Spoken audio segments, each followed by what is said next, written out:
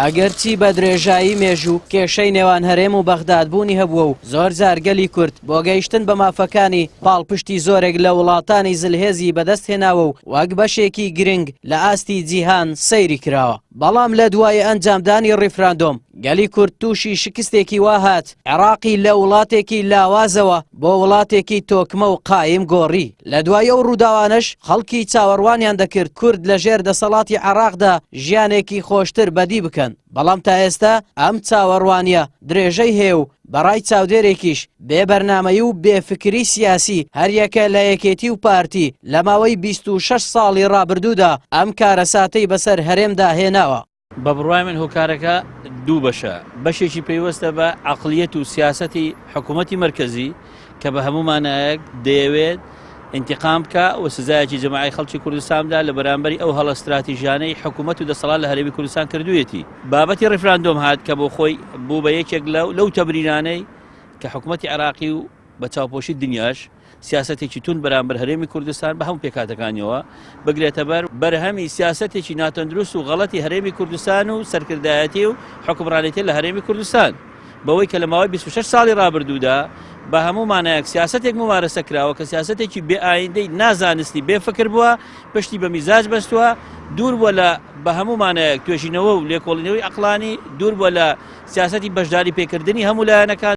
مامۆستایەکی زانکۆش دەڵێت هەتاوەکو ئەم توێژە دیاریکراوەی کە حکومڕانی هەرێم دەکەن نەگۆڕدرێن ئەوە پێناچێت کێشەکانی نێوان هەرێم و بەغداد چارەسەر بکرێن. دەشڵێت ئەو گفتوگۆیانەی هەن تەنها کات بەڕێکردنە تا کاتی هەڵبژاردنەکان. ئەو ململانە سیاسیکەوە لەنێوان حکوومەتی هەرێمی کوردستان و حکوومەتی ناوەندی عێراقا زیاتر دەگەڕێتەوە سەر ئەوەی پێگەی سیاسی هەرێمی کوردستان لاواز بووە خاڵشتر ئەوەیەکەوە پشتگیری نێودەوڵەتی لەدەستداوە هەرێمی کوردستان. حکوومەتی ناوەندی مەرجەکانی وەکو مەرجێکی لایەنێکی سەرکەوتوو دەیەوێت بەسەر هەرێمی کوردستان بچەسپێنێ.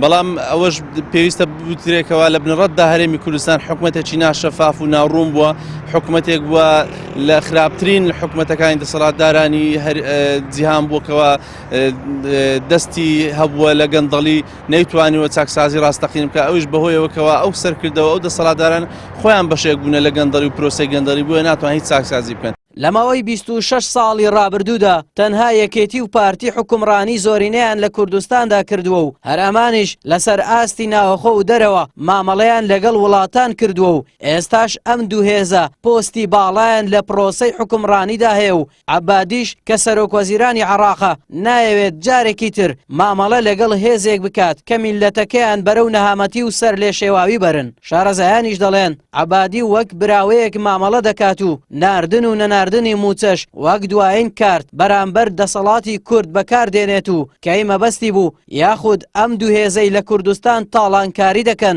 ملکەچی فەرمانەکانی بەغداد بوون ئەوە موچەش دەنێرێت. ئاراس عەزیز کەناڵی پێام هەولێر.